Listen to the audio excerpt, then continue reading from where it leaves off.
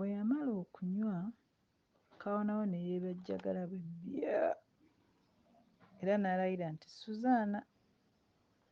Dina kwe kumubuuza nti y'ani oyo? Ha! Ye abasajja mwepanka. Dina yali nga tawuliranga ku bantu balayira. Munnaye kaawonawo yali agenda okumukyaza mbu mukyala. Ye kwe kumulya ekimuli nti leka kunkyaza maama, nange nabulyawa. Siringa ba Suzaana. Naye nno kaawonawo si ye yali omusajja anyigirwa mu ttooke. Awo kyeyava agamba Dina nti nze mbadde ŋŋamba nti kaliyati ngikuguze. Lupiiya oba tozirina oluzimpa olulala nga mpise wano. Naye Dina ate yadda kwetegula nti odda mbaale musajja wattu, bw'olimala ommanja nga sinnafuna ssente zo olwo ng'ontwalira awo mu kabulamuliro, leka kunsuula mu nvuba n'amabanja ge siisobole. Naye kaawonawo teyali wa njawulo nnyo kuva ku basajja abalala. Awo kyeyava yeewuunya nti yii, abakazi nammwe era naawe oyinza okubulwa ssente.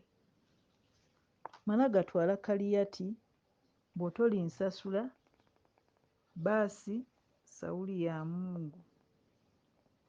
Dina yeekuba mangu ekisenge atere akwate mukyafa kirina ki, anti naawe ogimanyi ensawo y'omukulu.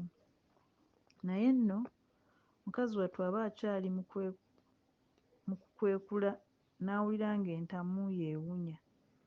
Awo mu ddiiro yayitawo Kapaalo n'emigugu gy'engoye yabuuka mu buuke. Kaawonawo yasigala mu kulinda agenze kufuka mazzi mu ntamu, naye yalabira awo ng'addira mu muwumbo gwa mmere, ate musajja w'abandi yandizze mu kukiina nnannyinimu nti ebyokulya tebyandeeta. Nedda, ku mmere kwaliko ekipooli n'enva endiirwa era n'endaggu. Kaawonawo lumonde yalya wambwa nnya. Okumanya nga yawoomerwa yakubanga n'ennoga. Awo kwe kufumbisa Dina nti ofumbye. Mbadde naaludde okulya ku ndaggu, naziryako nga naakava mu lutalo. Ye kati gino emyaka si 10 ddamba. Owa mukazi wattu oli muzaawula. Kino kye kyali ekisumuluzo ky'emboozi eyagwira ddala amakerenda nga buli omu alombojjera munne ebimu ku ebyo ebimufaako. Dina yali yaakafumbirwa emirundi 3 naye buli ddya nga bba afa. Obwannamwandu obw'emirundi egyo gyonna bwali bumukooyezza, kyeyava yeeyombekera era mbu kati abasajja bamuwunyira lwayo, so nno abakulu baamulaba dda nti mukadde taseka, kubanga kaawonawo bwe yasaba Dina okukkiriza okugendako ewa Binoga newaakubadde yasooka ne yeegaanya, naye ate yamutemyako bwe yamugamba nti nze njagala nsanga wano. Nga bamaze okuteesa era nga ne zikaliyaati zisaliddwako emiwendo, kaawonawo yajjukira nti okuwummula si kutuuka. Kyeyava asonda amaanyi agasiibula, naye kyamubuukako kubanga yagenda okukwata ku ggaali ng'omukka temuli. Emipiira gyombi gyali gimaamidde. ate musajja wattu teyalina ddagala, nga naawe waali tewali miti gy'amasanda. Amagezi ge yasala gaali ga kugenda ku kkubo atera asaba ab'obugaali banne eddagala. Naye yali wa mukisa mubi. Abasundamata baamukuba kafuufu ngeno bwe bamuduulira mu ngeri yaabwe nti, "Mwami, tunda eggaali ogule eddagala."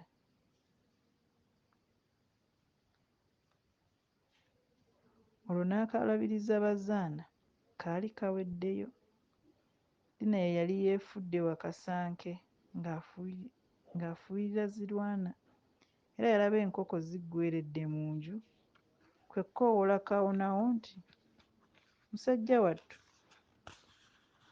nze njagala kweggala. Oba onoosula gira oyingire, oba ogenda obalaba, naye simanyi bw'onooyita mu waakayamba oyo. Mpulira nti abatemu abali omwo bakubanga misu." Kaawonawo yalaba obulamu akyabwagala, kwe kwevaamu n'asula. Era ekyo kye kyali ekisisimuka ekisooka ebingi bye yakwatirwa ewa Dina, kubanga okuva olwo ebisisimuka yatandika okubigabanyaamu, kimu wa Suzaana, bibiri wa Dina. Nnyina Bazibumbira yali mukazi mutono naye nga tanywa guteeka, era amangu ago yeekyanga nti, "Omukazi atakutuuza mu nju bw'ojja omuleeta n'afumba ne tumanya." Omanyi bannakyeyembekedde balinga wabbango, bw'otomumuukiriza teweebikka.